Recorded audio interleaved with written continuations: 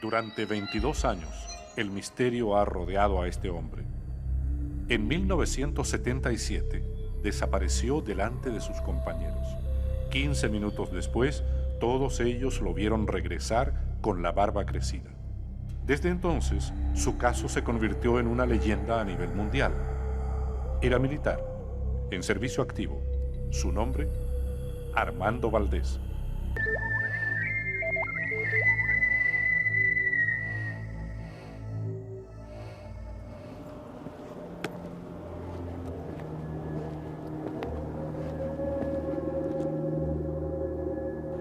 Las misiones espaciales han traído material de la Luna, rocas, para ser examinados acá. Y dentro de pocos años seguramente sucederá lo mismo con otros planetas, incluso buscando señales de alguna forma de vida. Ahora, en esa línea de pensamiento y especulando naturalmente, ¿no habrá sido eso lo que pasó con el Cabo Valdés? Fue abducido para ser examinado. Naturalmente comprendiendo que para muchas personas una explicación así resulta casi tan increíble como la historia del Cabo Valdés. La historia del Cabo Armando Valdés comienza en 1977 y sigue sin resolver hasta nuestros días, adquiriendo ribetes de verdadera leyenda en el mundo de la ufología. ¿Qué fue de él después de su experiencia? ¿Se lo llevó la NASA y lo sometió a estudios? ¿Se convirtió en un genio matemático? ¿Enloqueció? ¿Dejó el ejército o sigue en servicio activo? Estas son algunas de las dudas en torno a un caso que despertó el interés de investigadores de todo el mundo y que decidimos, nosotros, investigar a fondo. Debido a la relevancia mundial de esta historia y a los numerosos rumores y trascendidos que la envuelven, nuestra investigación se inicia en Nueva York, en los Estados Unidos. Allí, el ufólogo chileno Antonio Uneus nos introduce en el caso tal como se aprecia desde el extranjero.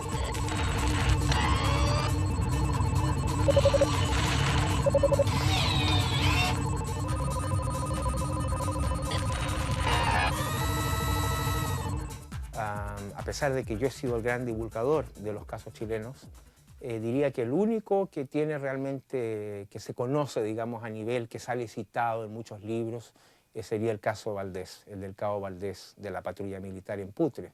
Es una abducción, ¿verdad? Lo del Cabo Es una Valdés, abducción, pero no una abducción clásica, porque en la abducción clásica el tipo tiene lo que decía el señor Hopkins, missing time, o sea, la persona, digamos, está viajando de Santiago a Valparaíso y eso toma 1 hora y media de viaje y la persona le tomó 4 horas y no recuerda qué le pasó. Entonces tiene 3 horas de tiempo perdido, de ahí viene el término missing time. En cambio, en el caso de Valdés, es un caso de tiempo ganado. La persona desaparece por solo 15 minutos. Sin embargo, por eso es tan famoso, cuando regresa, tiene la barba crecida y el fenómeno en el reloj, la fecha del calendario en el reloj, que marca 5 días en el futuro. O sea que por eso es un caso tan único.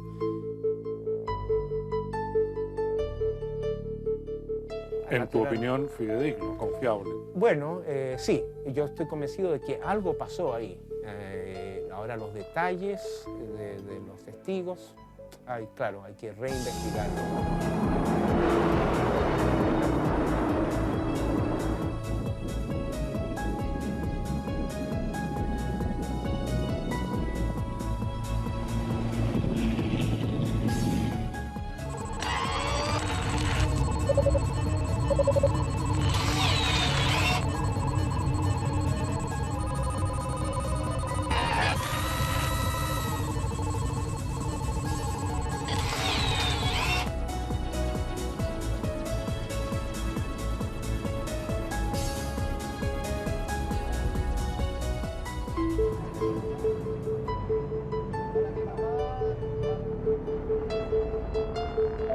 ¿Alguno de ustedes conoce el caso del Cabo Valdés? ¿Cabo Valdés? Sí, de hace años que lo habría tomado un platillo volador. ¿No? Que yo se lo... Nada. Personas que viven acá, ¿para quién hay una acá? Gente que vive en Putre. Claro. Pampa Yuscuma, ¿dónde queda? ¿Por aquí, derecho para allá?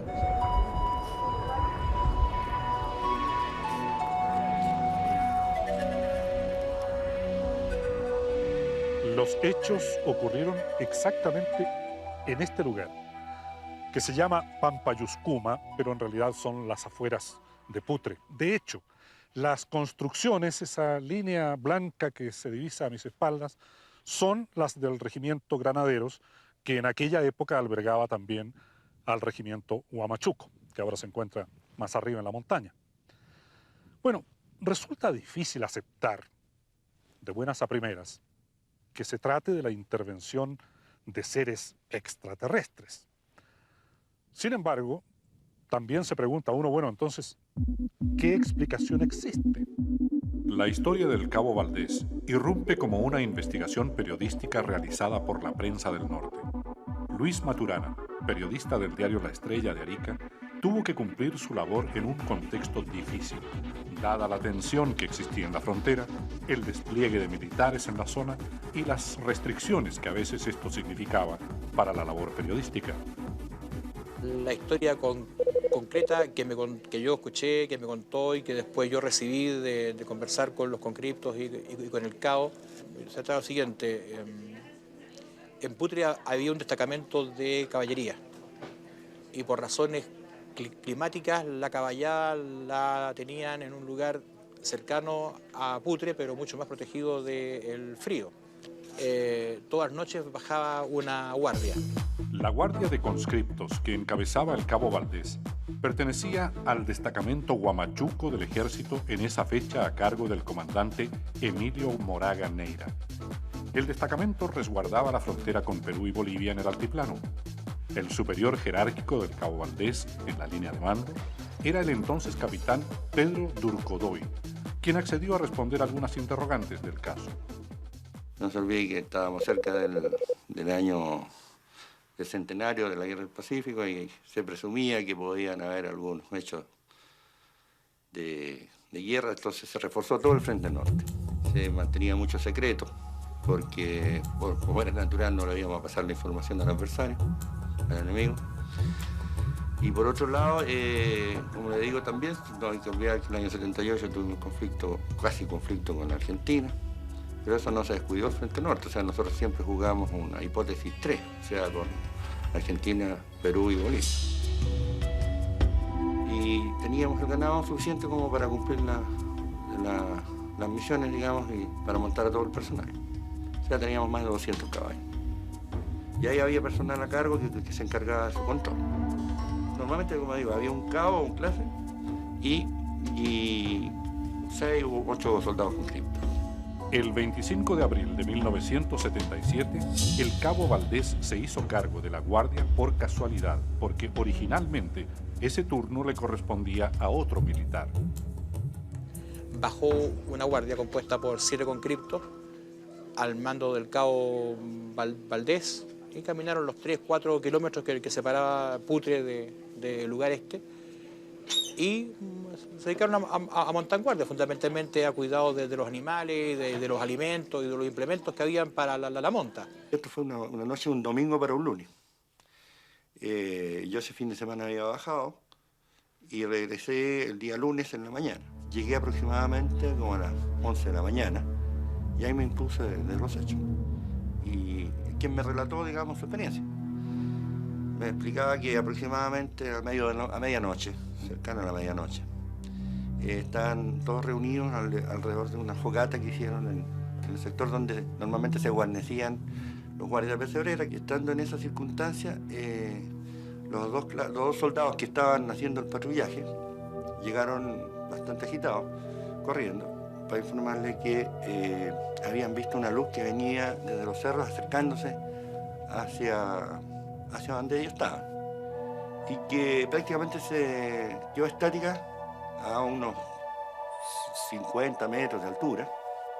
Y ellos dicen que las luces se posaron en la falda de la colina esta y se proyectaban como acercándose hacia ellos y después se alejaban.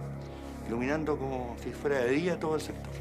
Ellos no tenían idea de qué se podía tratar. Estamos hablando en el caso de los conscriptos, de 7 niños que provenían de localidades del interior de la cuarta región, gente sin ninguna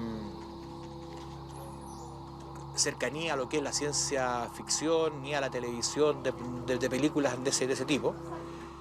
Inicialmente se rezaron. Posteriormente, esperando que esto desapareciera o que se fuera, pero se mantenía ahí mismo. Y pasados unos 20 minutos, una cosa así, como no había ningún cambio en la situación. En uno de estos acercamientos de la luz, el cabo Valdés, que era el único militar profesional, decidió salir a ver qué es lo que era y caminó unos pasos. Se alejó de donde estaban todos reunidos, se alejó hasta donde estaba la pirca, digamos, abierta, donde estaba como una puerta. Y se paró ahí, en la puerta. Y ahí les dirigió la palabra, les dijo que se identificaran y que buscaban. Y si no, que se fueran. Dijo esto y los soldados estaban mirando indistintamente al cabo como a la luz esta, y de repente el cabo no estaba más, desapareció.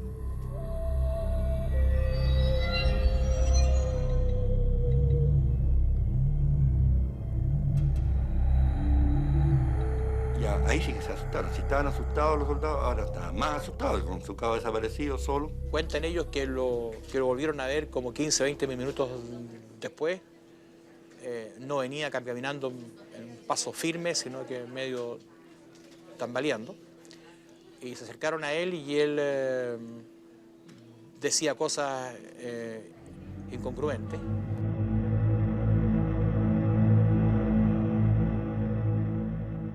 Apareció con bastante barba. Fue una de las cosas que se dieron cuenta los soldados. A la hora o a la hora y media el cabo se repuso, se despertó, y cuando llegó la hora de volver a Putre, ya había llegado el contingente que lo reemplazaba, el cabo miró la hora y tenía el reloj detenido a las 4:30 o algo así, pero la fecha estaba adelantada en 5 días. Más o menos lo que muestra la barba que él tenía.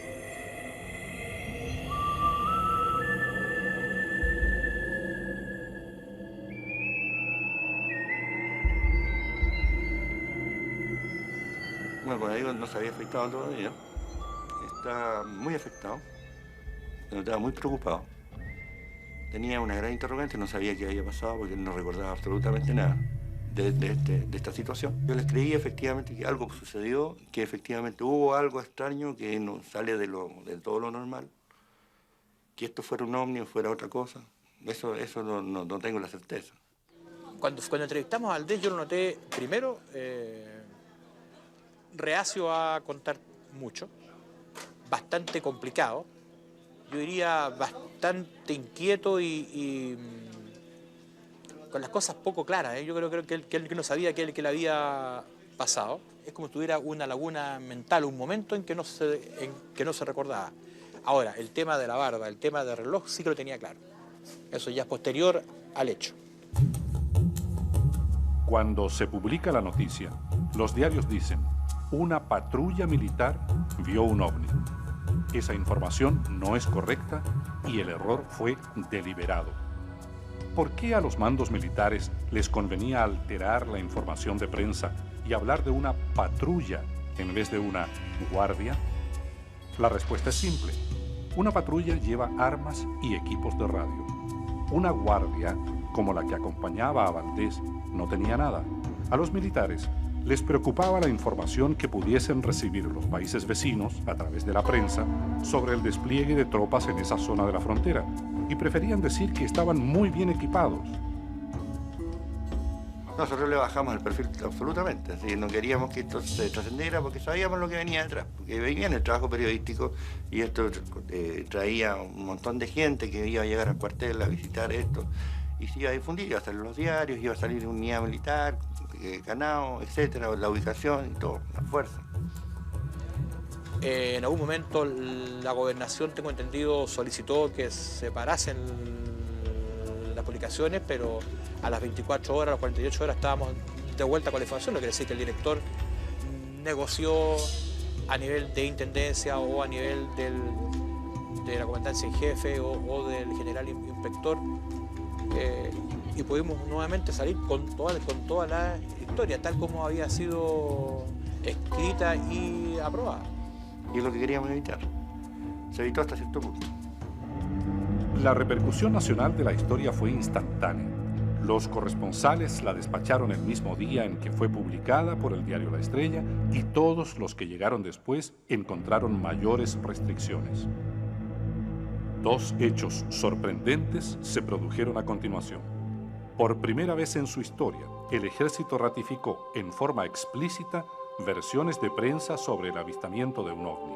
Entregó un comunicado oficial que señalaba que lo publicado se ajustaba a los hechos. Era pues imposible negar que el incidente había ocurrido. Y el otro hecho fue que el diario El Mercurio de Santiago, habitualmente escéptico frente a estos temas, publicó la historia del Cabo Valdés en su portada. Hermógenes Pérez de Arce, periodista y abogado, es columnista desde hace 37 años del diario El Mercurio de Santiago. En 1977 era director del diario La Segunda. La que se llama prensa seria tiene el mismo problema que tienen las personas serias con estos fenómenos. Entonces, la prensa seria teme perder su prestigio de seriedad si empieza a publicar estas cosas. Y yo recuerdo que cuando nosotros en La Segunda publicábamos todos estos antecedentes, no solo en este caso, sino en otros, de avistamientos o experiencias de personas con objetos voladores no identificados, nunca el Mercurio seguía con esas noticias. Posteriormente se tendió como un manto de secreto, que es común a todas estas situaciones.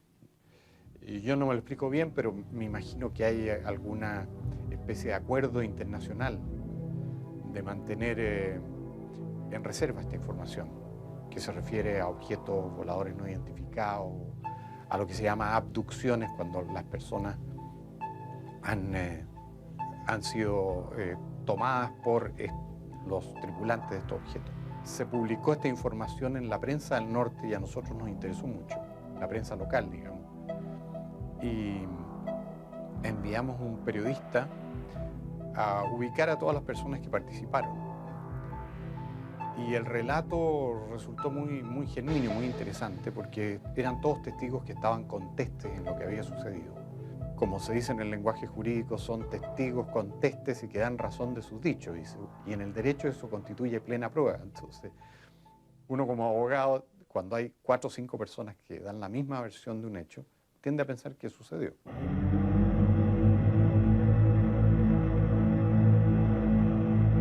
Durante muchos años, la identidad de los miembros de la patrulla permaneció en el misterio. La prensa especulaba y daba diversas versiones sobre sus nombres, pero nosotros, tras larga investigación, los hemos encontrado y hemos sabido qué fue de ellos.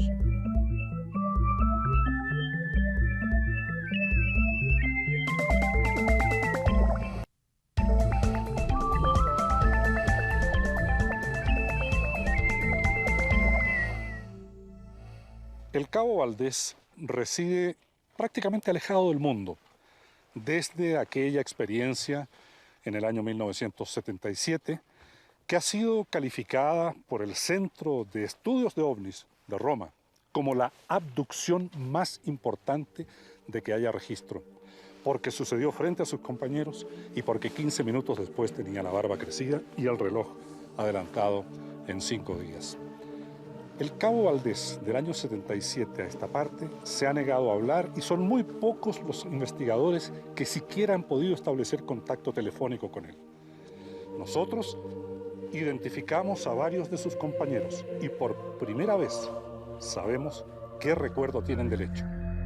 Tras una larga investigación pudimos descartar rumores, versiones inexactas, errores y conseguimos las identidades correctas de los miembros de la Guardia que acompañaban al Cabo Valdés aquella noche de abril de 1977.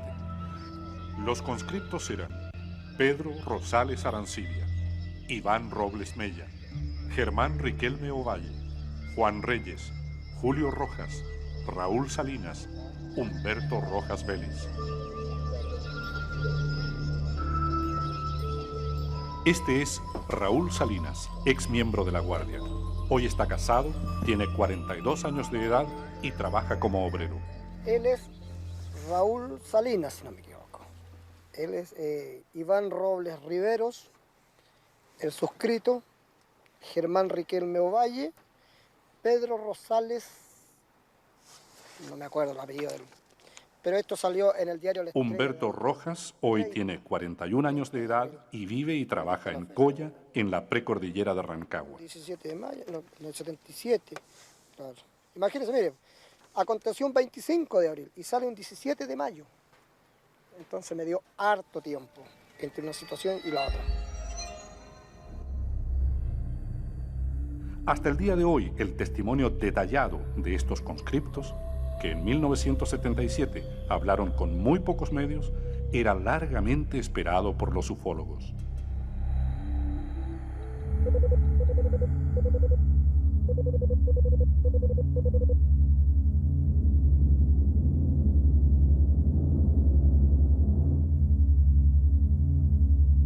Me dijo, ¿por qué no me calientas de agüita? Porque me voy a echar una afeitada. Entonces ya tenía pelo largo ya, era barba.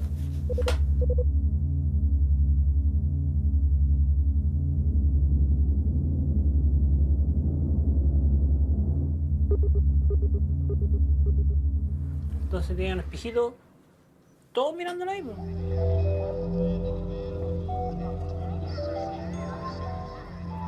Se puso a afeitarse. Entonces dijo, ya, ¿quién van a ser los dos primeros que van a hacer turno? Todos siguieron mirando, dijo, ya, yo, le dije yo, con otro más. Más o menos serían como a las 3 de la mañana, una cosa así. Estando apostado Rosales, me acuerdo, que nosotros le decíamos pecho de palo.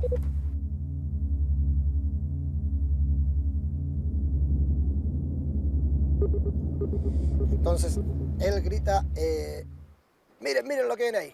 Entonces, claro, nosotros, al ver cómo él, en la forma que gritó, salimos los cuatro que estábamos adentro, más el cabo Valdés.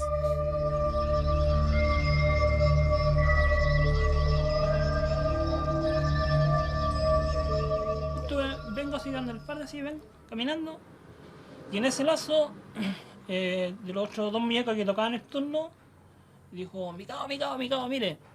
Una nave, ahora uno dice una nave, ¿verdad? En ese tiempo, una luz grande, dos luces que tenía a los costados, sale en la noche, Cerro La Cruz, y se nos posa al frente. A ver, a ese, al cerro allá, ya, al frente. Y en ese momento apareció una neblina grande. Aparece una neblina así y se para. Y se ve la nave. El ganado, imagínense, tener 1000 cabezas de ganado en un silencio total es prácticamente imposible. No había nada, ni un ruido, nada. Entonces el cabo Valdés, que era muy religioso, comenzó a rezar y él gritaba, ¿cierto? Identifíquense, porque ¿qué pasó? Que esa luz se posó.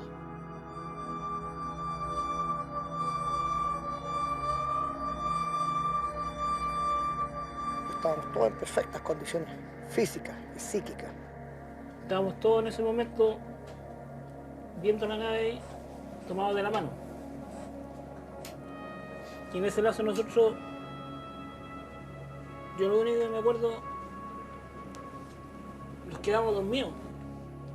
A los 10 minutos nosotros despertamos y empezamos a preguntar por el cabo Valdés. Oye, y el cabo, y la nave ahí, justo ahí. Y todo, y mi cabo, lo buscábamos, gritamos. No apareció, no hubo caso.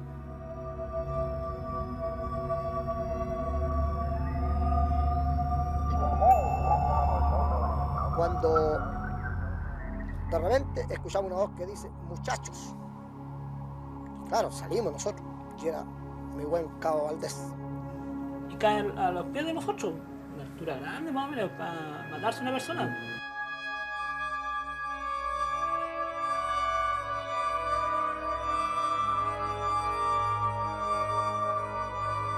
Y era el Cabo Valdés. Como era chiquito así, yo pensaba que eran unos de ellos, porque yo cuando lo vi ya con barba, todas las cuestiones. Y lo alcanzamos a tomar y se desvanece. Lo acercamos, ¿cierto? Porque tiritaba el hombre. A la fogata lo arropamos y nos miraba con ojos desorbitados. Entonces él comenzó a decirnos, ustedes no saben quiénes somos ni dónde venimos. Y después cambió de voz, diciendo la voz, ustedes no saben dónde vinimos, no saben quiénes somos. Su reloj marcaba el día 30, o sea, nosotros comenzamos el servicio el 25 de abril y el reloj marcaba el día 30. Empezó a pasar la hora ya, a aclarecer ya, y la nave todavía ahí, pues, o sea, a las 6 de la mañana se empezó a perder ahí donde está el volcán. Ahí se nos perdió ya, pero a las 6 de la mañana. Y entre las cosas, que esa sí la recuerdo muy bien, encontramos así un trozo de metal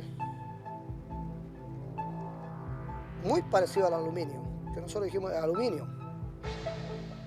Y Araneda dijo, no, esto no es aluminio. ¿Fueron recuperados restos metálicos desconocidos en Pampa Yuscuma? Le preguntamos al brigadier Pedro Durcodoy, que estuvo inspeccionando el lugar después del incidente del Cabo Valdés, si encontró algo. Se ubicó a una altura de más de 50 metros y sobre el sector de las naves. Las naves le llamamos donde estaban el ganado. Entonces no se pudo apreciar nada, a pesar que se revisó por el entorno tampoco había nada. Nada, ni metal, ni nada. No, cosas, restos normales que hay siempre botados en ciertas áreas ahí de herraduras viejas, qué sé yo, de ese tipo. Pero más allá de eso no encontramos nada.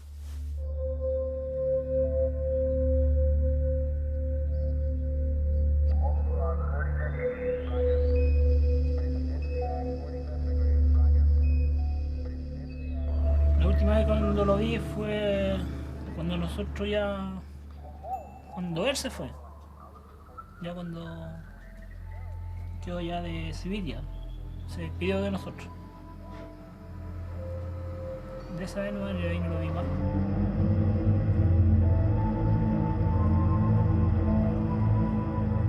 Se tejieron muchas versiones, ¿verdad? Que lo estaban estudiando de la NASA, que el ejército lo había mandado a una hipnosis, que se había vuelto loco, que estaba un experto en matemáticas. Se tejieron muchas hipótesis que en realidad nunca nosotros, por lo menos yo no tuve oportunidad de verificar si efectivamente todo eso aconteció con él.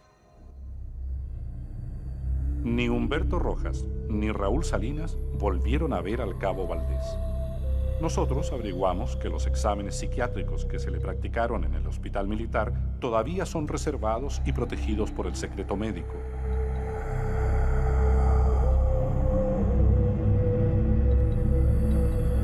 Hay una evolución posterior de él que no es el caso típico de una psicosis clásica si hablamos que esto fue una psicosis de él, o sea que lo inventó todo, puesto que si hubiera sido una esquizofrenia o una enfermedad de este tipo mental en donde la persona se digrega y alucina, forzosamente tendría en el ejército que haber sido dado de baja.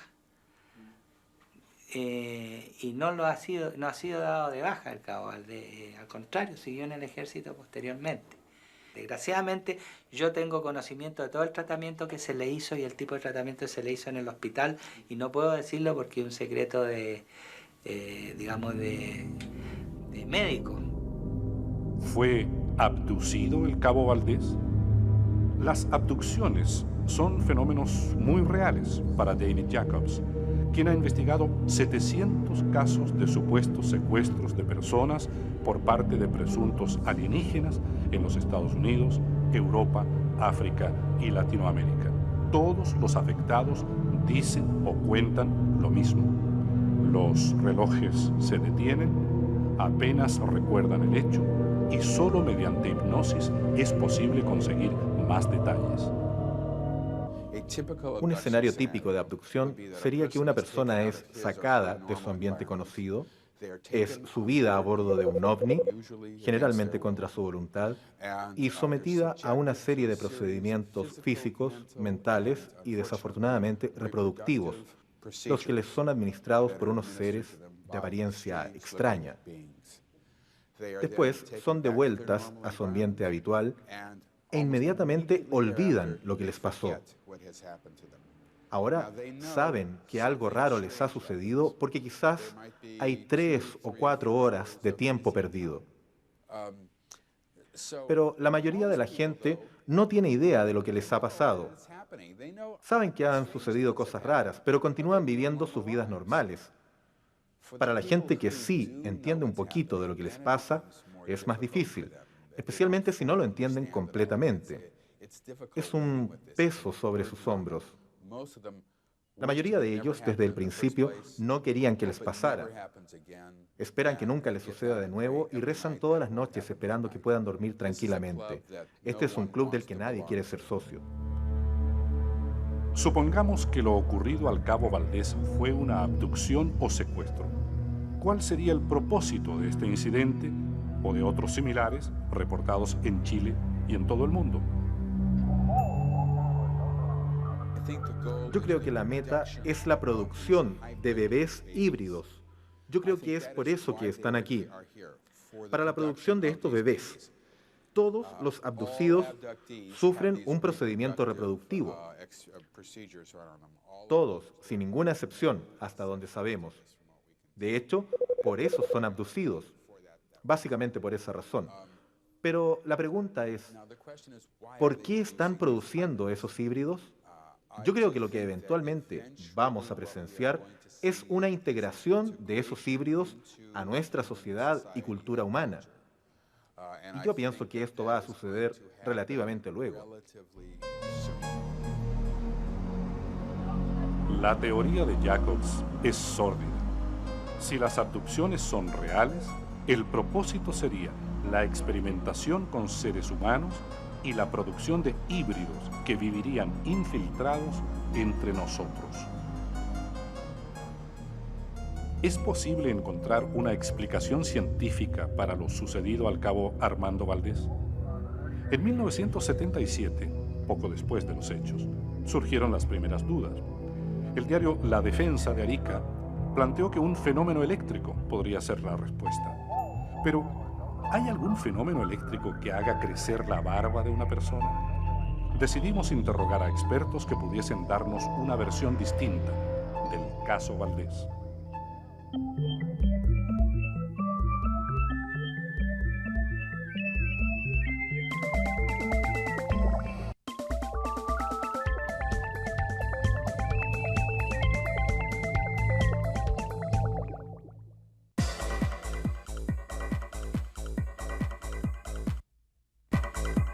Buscando una explicación científica que pudiese resolver el misterio del cabo Armando Valdés, nos trasladamos hasta la 8ª región.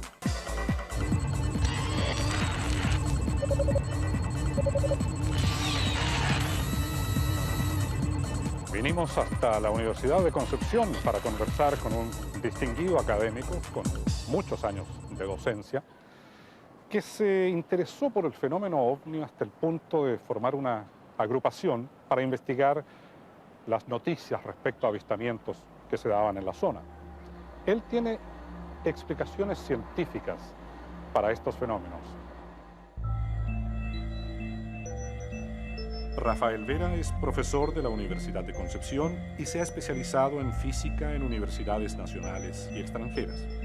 Lleva más de 40 años como docente e investigador e incluso se ha dedicado a formular nuevas interpretaciones para la física contemporánea vigente desde Albert Einstein.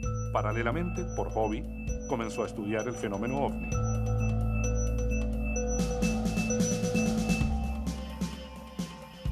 El caso más interesante fue el caso que se presentó en Santa Bárbara, de un mecánico que había tenido un avistamiento. El mecánico se llamaba Chito Cerda, y aunque falleció hace tiempo, tanto el doctor Vera como sus familiares recuerdan ese incidente de 1968. Mientras Cerda iba en automóvil por un camino rural, divisó una extraña luz. Tras la aparición de la luz, se detuvo el motor de su vehículo y el testigo perdió la conciencia durante algunos minutos. En su oficina, el profesor Vera nos expuso su teoría sobre el incidente de Santa Bárbara, una descarga eléctrica que le produjo un shock a Chito Cerda. ¿Cómo se produjo esta descarga?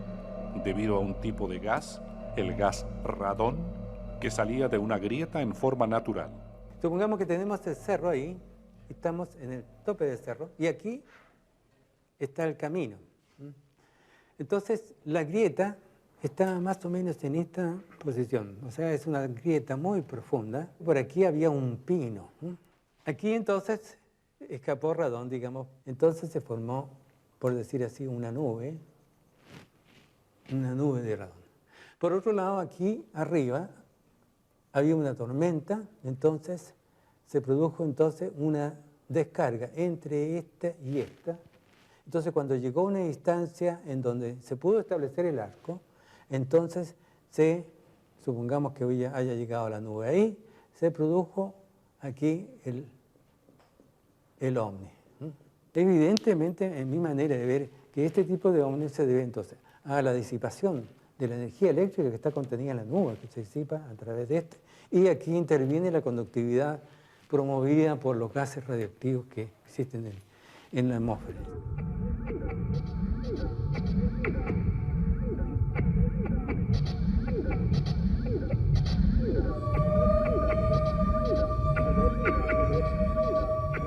En realidad recibió un shock eléctrico muy similar al shock eléctrico que uno recibe cuando va al psiquiatra y le hacen un shock eléctrico. El paciente normalmente se despierta hablando con incoherencia, todas las cosas que ocurren en sus sueños se le aparecen ahí. Si el plasma es una descarga eléctrica que puede provocar alucinaciones, contracción de los poros de la piel y crecimiento de la barba, ¿podría ser esta la explicación para lo sucedido al cabo Valdés? Pero todos sus nervios se contraen y al contraerse, por ejemplo, los pelos de la barba tienden a crecer, como sería el caso del norte, del cabo Valdés en el norte, que apareció con barba más crecida. Porque él seguramente recibió un shock eléctrico, entonces se contrajeron todos los músculos, entonces eso hace aflorar los pelos que están creciendo, se quedan atrás, podríamos decir. Entonces se recoge la piel y los pelos afloran hacia la piel. La patrulla, si perdió el sentido, es porque toda la patrulla recibió una descarga. Él probablemente se acercó en forma peligrosa y por eso salió mucho más dañado. En una forma u otra, él resultó más damnificado que el resto de sus compañeros.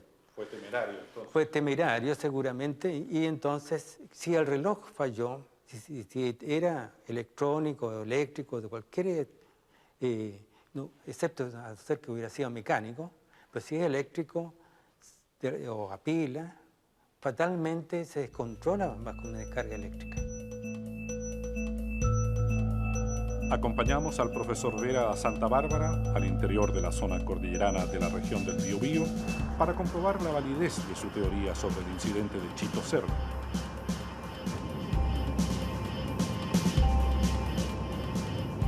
Aquí fue donde realmente me trajo Chito la vez cuando yo le hice la entrevista el año 68.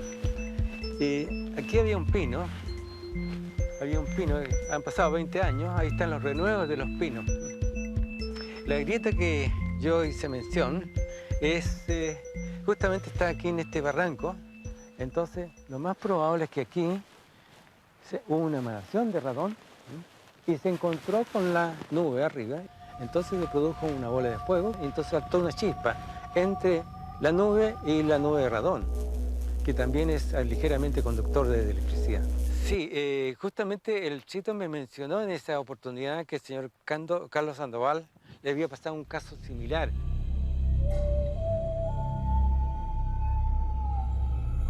En ese mismo lugar y en la misma época, la familia Sandoval vivió una experiencia que les resultó aterradora.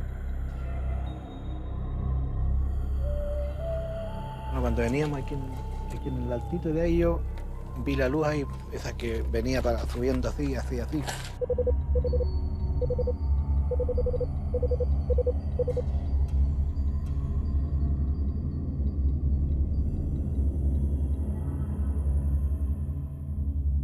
De la puntita ahí llegamos por aquí más o menos, fue cuando los enfocó de un viaje a la luz. Que lo fuimos a la orilla y yo de ahí anduve perdiendo los quilates, como que no me acuerdo mucho. Y lo otro que a mí me da la impresión que el auto se detuvo, que no lo detuvo él. Yo me había trasladado del susto para el asiento de atrás del vehículo porque como yo pensaba que me querían quitar al niño. Ese era mi miedo. ¿Por qué pensé eso? No sé. No. A mí se me ocurrió que me querían quitar el niño para estudiarlo, no sé, una cosa así. No pensé nunca que me querían a mí o a él, sino que querían la guagua.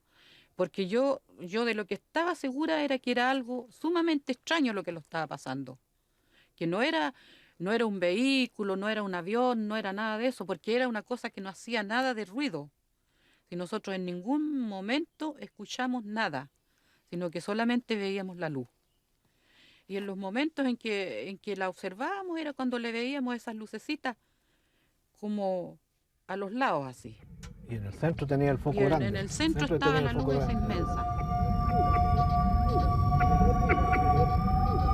Yo quedé tan nervioso que después yo no podía tomar el volante porque yo hacía así de esta manera, se me movían las manos y no hallaba cómo hacerlo caminar el auto. Y la forma como desapareció la luz, claro. Eso también fue una cosa demasiado rápida. Se movió así para arriba, hizo un movimiento para el lado así y desapareció. Más de media hora no fue lo que estuvimos detenidos aquí, yo siempre pensaba eso. Y cuando llegó mi mamá nos dice que es tal hora, bueno, yo no... Claro, y ellos dicen que nos vieron a nosotros como... O sea, nos notaron en la cara que algo nos había pasado. Tanto Carlos Sandoval como su esposa no recuerdan lo que hicieron durante 2 horas aquella noche. Es decir, sufrieron missing time o tiempo perdido. Y el ovni que describen es similar al que vieron los conscriptos en Putre.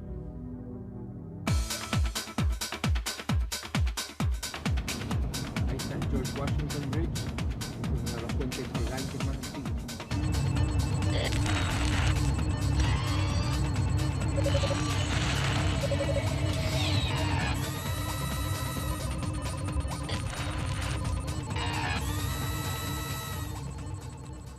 En esta área del valle del río Hudson, al norte de la ciudad de Nueva York, a comienzos de los 80 se registraron numerosos avistamientos.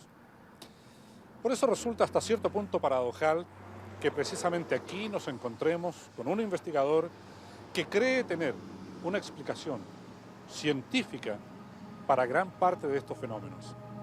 Seguimos investigando la teoría de una descarga eléctrica que pudiese provocar alucinaciones, esta vez en los Estados Unidos. En las afueras de Nueva York, el astrónomo John Burke nos conduce a grutas de piedra de la época precolombina que poseen grandes concentraciones de energía. Mediante estos sensores, el astrónomo John Burke descubre que el aire dentro de la caverna tiene una carga eléctrica negativa más alta que lo normal. Las cargas negativas suben y las positivas bajan. La atracción que se produce entre ambas produce un pulso que tiene efectos sobre los organismos vivos. Hace 2000 años, los habitantes precolombinos de las afueras de lo que hoy es Nueva York descubrieron estos efectos y decidieron manipularlos. Entonces elegían estos sitios cuidadosamente y después lo construían de una cierta forma para concentrar las cargas. Experimentos realizados en estas cavernas con semillas de porotos y maíz demostraron que bajo estas condiciones crecen más rápido y mejor. Las cavernas funcionan como invernaderos de piedra, pero el plasma, aire cargado con electricidad que hay en estos lugares, también puede afectar a las personas. Esta caverna en particular llamó nuestra atención por primera vez cuando un investigador local de ovnis había sacado fotos infrarrojas desde dentro de la caverna. Cuando estaba adentro, aunque nada fue visible al ojo desnudo, sacó una serie de fotos con esa película infrarroja. Y fue solo después que las habían revelado que apareció una bola de algo caliente y energético. Y probablemente un plasma, como en este lugar, quieto, aquí, suspendido en el medio de la caverna. Y esa fue la primera cosa que llamó nuestra atención, que había energías plásmicas involucradas aquí. Sería visible incluso a la luz del día. Sí, durante el día, un plasma reflejando la luz del sol tendería a aparecer como un objeto plateado. Y probablemente tendería a ser redondo si no está girando rápidamente. Pero si está girando rápidamente y el plasma tiende a girar, va a ponerse más plano y se esperaría que asumiera una forma más parecida a un disco. ¿Una fuerza como el plasma podría afectar a un ser humano negativamente? Claro que sí. Se podría decir que los efectos sobre el ser humano son conocidos. Golpearlo, digo. Sí, si te pega, es como ser golpeado por una pelota de relámpagos. Y pelotas de relámpagos ocasionalmente le han pegado a la gente. Una pelota de relámpagos es una forma muy energética de un plasma y a veces ha tenido efectos pequeños sobre la gente. Otras veces los ha dejado inconscientes o ha quemado su ropa. Depende de otras energías involucradas en el incidente. Un científico psicólogo, el doctor Michael Parsinger, ha hecho unos experimentos maravillosos en el laboratorio, en que conecta cables a un casco metálico que produce una imitación del campo magnético de la Tierra.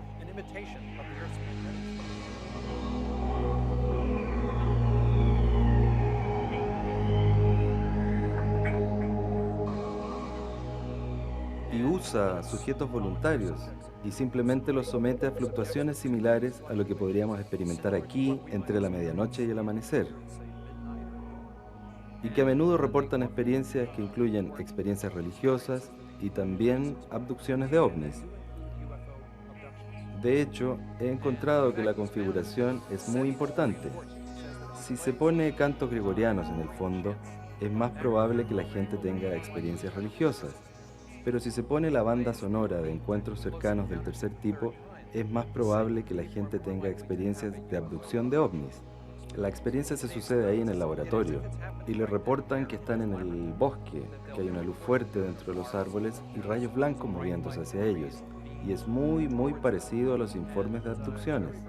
O sea que el plasma podría explicar las llamadas abducciones. Bueno, por lo menos algunas experiencias, al menos algunas abducciones. ¿Dónde está hoy el Cabo Valdés? ¿Cuándo se sabrá qué le ocurrió realmente? ¿Escogió él una fecha para entregar su versión?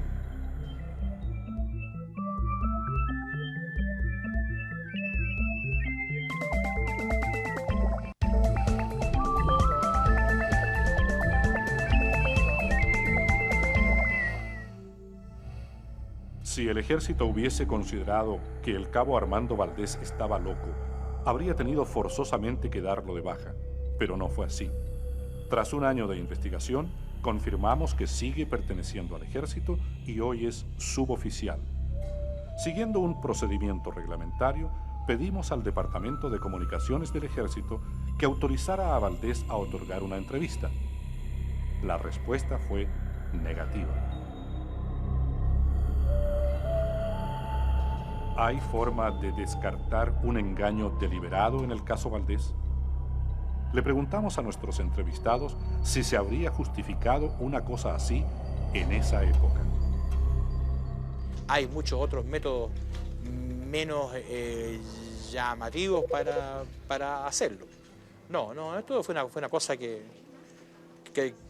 pasó, para la cual pueden haber muchas explicaciones, pero allí en Pampa Yuscuma pasó algo.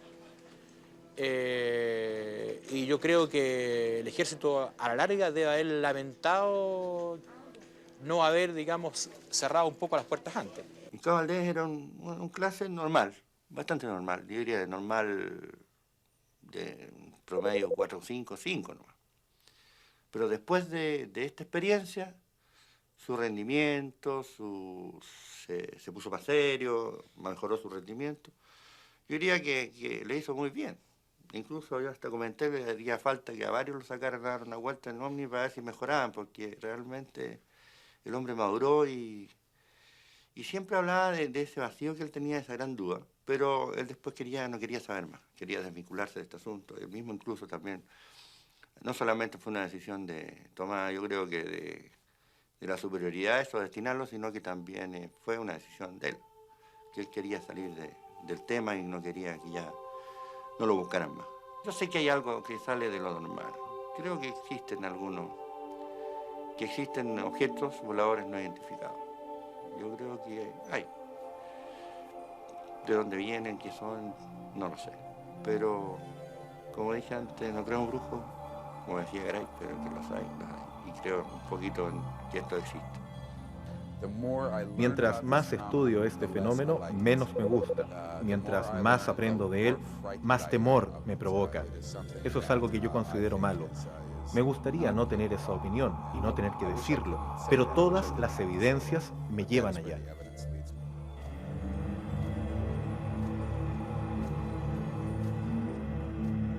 Él sabrá sus razones por las cuales no ha hecho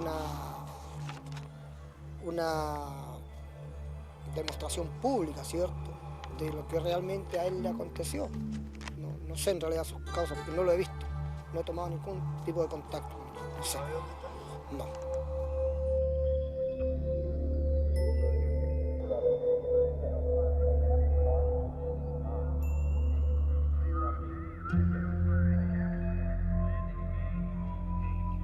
El Cabo Valdés ha vivido todos estos años prácticamente recluido en el servicio veterinario del ejército en Coyhaique. Pero dicen, quienes han podido establecer contacto con él, que está dispuesto a poner fin a la incógnita dentro de poco y escribir sus memorias, con la verdad de lo que vivió. El tiempo es el fuego en el cual nos quemamos, decía uno de los personajes de la serie de ciencia ficción Viaje a las Estrellas. Y es en ese lapso, en aquellos minutos de tiempo perdido sin explicación, donde seguirá viva la historia del Cabo Valdés. Mientras él tal vez intenta recomponer los pedazos de su memoria, para los ufólogos se ha convertido, hasta hoy, en una leyenda viviente.